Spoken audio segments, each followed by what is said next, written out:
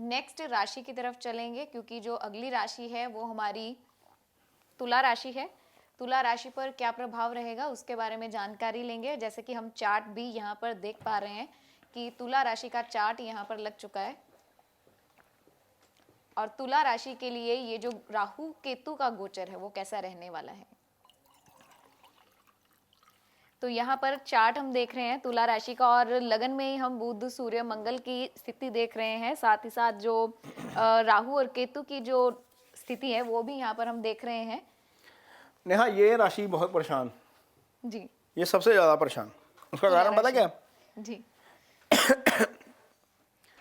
इस राशि पर साल पहले तक ये तो यहाँ पर शनि चल रहे थे। चौथी जो जो जो ढैया होती है ना शनि की, जो चौथे भाव में जब शनि आ जाते हैं ढैया आती है, वो ढैया चल रही थी।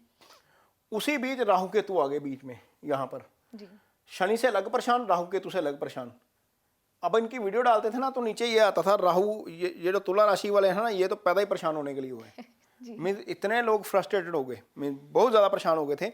तो अब ये स्थिति आ रही है नेहा यहाँ पर कि अच्छे दिन आने वाले हैं। वो मोदी जी ने बोला था ना, जी, ये ग्रहों की वजह से अच्छे दिन आने हाँ वाले हैं। अब मोदी जी नहीं ला रहे, ग्रह ला रहे हैं। मोदी जी तो खैर अब अगली बार जब इलेक्शन होगा तो आएंगे, तो आएंगे, देखेंगे। जी, वैसे तो मोदी जी ने जो काम किया वो सारा देश देख रहा है। पॉजिटिव किया या नेगेटिव किया, बहुत सारी चीज़ें नेगेटिव हुई हैं, बहुत सारी पॉजिटिव हुई हैं, उसके ऊपर टिप्पणी नहीं करेंगे। लेकिन ये जो प्रभाव आ रहा था, इतने परेशान थे ये राशि के जातक। पहली बात तो शनि के कारण, और दूसरा राहु केतु एक्सिस के कारण। तो पिछले साल अप्रैल में जब ये ट्रांजिट हुआ, उसके ऊपर से उससे पहले ढैया चल रही थी। जी, तो इतनी परेशानी बढ़ गई। अब जाकर कहीं ना कहीं थोड़ी सी राहत मिलने के आसार बन गए हैं, और अब इनको लगेगा कि हाँ ठीक है, अब चीज़ें ठीक हो गई हैं। अब बोलने वाले बोल सकते हैं कि सूर्य मंगल बुध लगन में है, सूर्य नीच का है, और मंगल जो है वो ऑन साइन है, बुध है। बहुत गुस्सा आ रहा है, अभी भी बहुत गुस्सा आ रहा है, क्योंकि ये दोनों प्लैनेट नेगेटिव हैं। बुध नेगेटिव के साथ होकर नेगेटिव हो जाते हैं, तो अभी भी खैर गुस्सा है। लेकिन बात करेंगे कि क्या बदला है। अब हुआ क्या नेहा, राहु यहाँ पर थे, केतु यहाँ पर थे। जी, 4 में से 1 प्लैनेट पीछे हटा, ये नेगेटिव प्लैनेट पीछे हट गया। ये हालांकि अभी भी गोचर इसका शुभ नहीं है, लेकिन राहु नेहा क्या हुआ, राहु यहाँ पर शुभ गोचर में हो गए, छठे भाव में आकर। गुरु इकलौते प्लैनेट हो गए जो अब केंद्रीय प्रभाव में आ गए। ये तो हट जाएंगे महीने बाद, सूर्य आगे हट जाएंगे 16 को, ये 4 दिसंबर को आगे हट जाएंगे, बुध उससे पहले ही हट जाएंगे। अब क्या हुआ, केंद्रीय प्रभाव पॉजिटिव हो गया। केंद्रीय प्रभाव नेहा बहुत जरूरी होता है पॉजिटिव होना। यदि आपका मन पॉजिटिव नहीं है, यदि आपका चंद्रमा पॉजिटिव नहीं है, तो आप पॉजिटिव नहीं कर सकते। आपने कोई चीज़ सोच ली ना ये हो जाएगी, तो वो आधी हो जाती है। आप यदि नेगेटिव सोचेंगे ना कि ये काम मैं नहीं कर पाऊंगा, तो नहीं कर पाओगे। अब तक स्थिति ये थी कि ये भाग्य भरोसे थे, इनको लगा था हमारी लाइफ में तो कुछ होना ही नहीं। अब क्या होगा, गुरु का केंद्रीय प्रभाव निश्चित तौर पर पॉजिटिव कर देगा। सबसे पहली चीज तो यही होगी। दूसरा, राहु छठे भाव में शुभ गोचर में आ गए।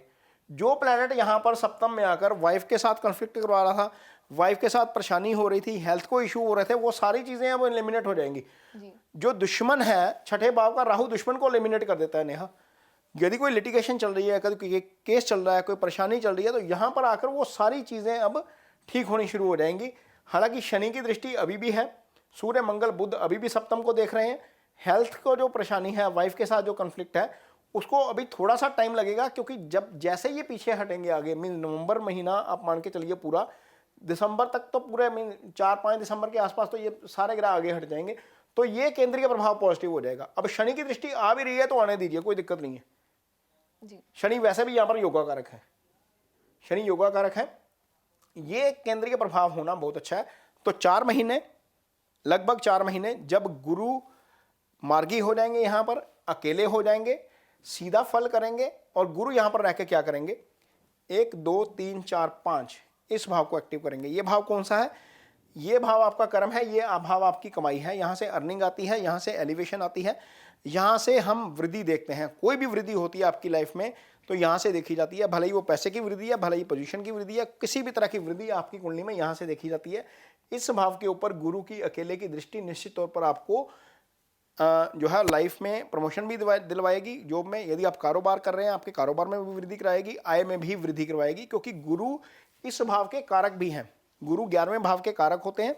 गुरु चंद्रमा को देख रहे हैं, चंद्रमा पॉजिटिव, गुरु तीसरे भाव को देखेंगे। अब जो कंफ्यूजन हो रही थी ना कि मुझे ये करना है ये नहीं करना, और राहु केतु के कारण आप बोलेंगे इसको करो खत्म, इसके बाद दूसरा फैसला नहीं करना, मीन्स कन्विक्शन इतनी जबरदस्त हो जाएगी। तीसरा भाव करेज का भाव होता है नेहा, जब वो भाव गुरु के प्रभाव में आ गया, वहां पर गुरु की मूल त्रिकोण राशि आ गई, तो ये वाला ट्रायंगल एक्टिवेट होता है आय का, डिटर्मिनेशन का और सप्तम का। तो ये ट्रायंगल एक्टिवेट होने से आप निश्चित तौर पर कन्विक्शन के साथ फैसले करेंगे, कुछ भी करेंगे कन्विक्शन के साथ करेंगे, और आपकी आय में वृद्धि होगी। आपके पार्टनर के साथ यदि कोई कन्फ्लिक्ट चल रहा है तो वहां पर कन्फ्लिक्ट जो है वो हट जाएगा। गुरु यहां सप्तम में ट्रांजिट कर रहे हैं, तो सप्तम में गुरु का अकेले का ट्रांजिट करने का मतलब यह है कि ये भाव एक्टिव हो गया, और यदि आपकी मैरिज नहीं हुई है तो मैरिज हो जाएगी। तो ये सारी चीजें नेहा तुला राशि के जातकों के साथ पॉजिटिव हो रही हैं जी। इनको बहुत अच्छा फल मिलने वाला है। यहाँ पर बहुत सारी चीजें बहुत अच्छी रहेंगी। हाँ, एक दिक्कत यहाँ पर जरूर है, केतु का छठे आना खर्चे जरूर करवा सकता है, 12वें जाना खर्चे जरूर करवा सकता है।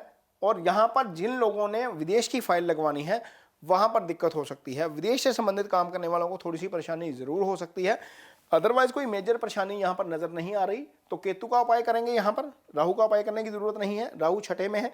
यदि आपकी कुंडली में दशा शनि की चल रही है तो शनि निश्चित तौर पर आप अच्छा फल करेंगे, क्योंकि शनि की मूल त्रिकोण राशि पंचम में है। शनि आपके लिए योगा कारक है। शनि चौथे भाव, ये केंद्र का भाव है, 5वां भाव ये त्रिकोण का भाव है। शनि आपके लिए पूर्ण योगाकारी है। तो शनि की दशा चल रही है तो निश्चित तौर पर आप देखेंगे कि जो प्लैनेट आपको खराब फल दे रहा था वही प्लैनेट अब आपको रिवर्स फल देने शुरू करेगा। आपके लिए ये बहुत अच्छी स्थिति हो जाएगी। और यदि आपकी कुंडली में बुध की दशा चल रही है तो भी उसके फल आपके लिए ठीक रहेंगे। तो बाकी केंद्रीय जो ग्रह हैं, केंद्र के जो ग्रह हैं, जैसे चंद्रमा की दशा है तो वो भी अच्छा है, शुक्र की दशा है तो भी अच्छा है आपके लिए, क्योंकि शुक्र की मूल त्रिकोण राशि आपकी अपनी राशि है। हालांकि शुक्र की एक राशि अष्टम में है, लेकिन मूल त्रिकोण राशि के फल ज़्यादा मिलते हैं, तो निश्चित तौर पर शुक्र की दशा में भी आपको अच्छे फल है, कोई दिक्कत वाली बात नहीं है। केतु का उपाय जरूर करिए, कंबल दान करिए, नारियल दान करिए, लोहा दान करिए, सप्तधान्य दान करिए, केतु के मंत्रास पढ़िए, बीज मंत्रास ओम केंग केतुआय नमः, ये जो है बीज मंत्र है वो पढ़िए, आपको निश्चित तौर पर उसका फायदा होगा। जी, तो ये हमने यहाँ पर जो 7वीं राशि तुला है, तुला राशि के लिए ये प्रभाव कैसा रहेगा, क्योंकि राहु केतु का जो गोचर है अहम माना जाता है। तो इसी के साथ अगली राशि